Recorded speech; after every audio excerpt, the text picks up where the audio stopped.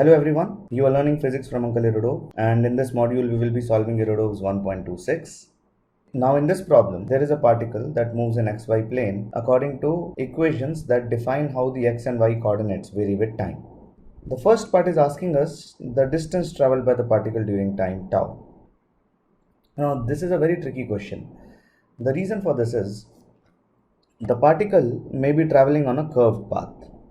And when a particle is traveling on a curved path, if you find out where the particle was initially and where the particle was finally, and if you find out the distance between these 2 points, then it will give you the displacement that the particle has suffered, not the distance traveled by the particle. To get the distance traveled by the particle, you need to add up the distances along the curved path.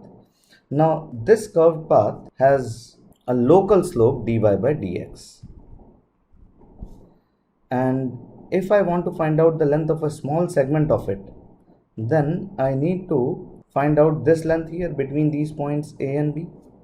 The length AB will be square root of dx square plus dy square.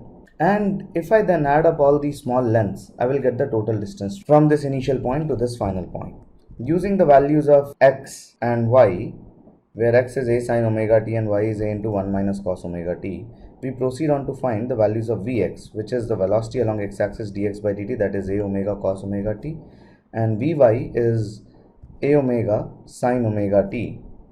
So once you find out the velocities, that is Vx I cap plus Vy j cap, the displacement ds in a small amount of time is v dt.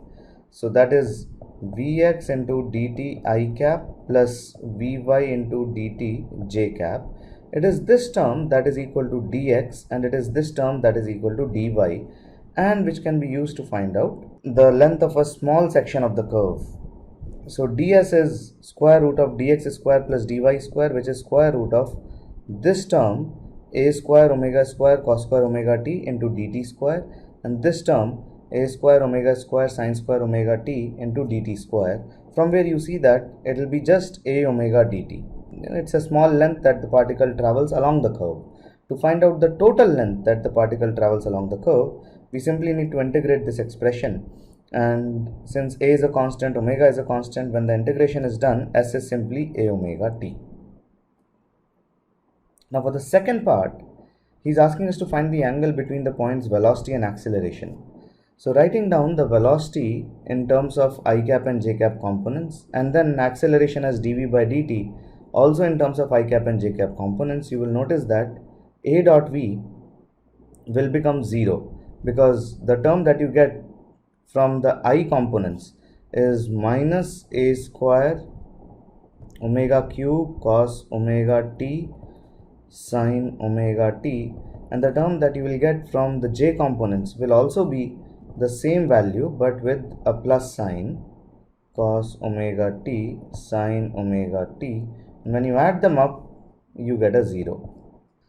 And in this expression we have not inserted any specific value of time, which means that a and v are mutually perpendicular irrespective of the value of time. This is a property of uniform circular motion. So this particle undergoes uniform circular motion.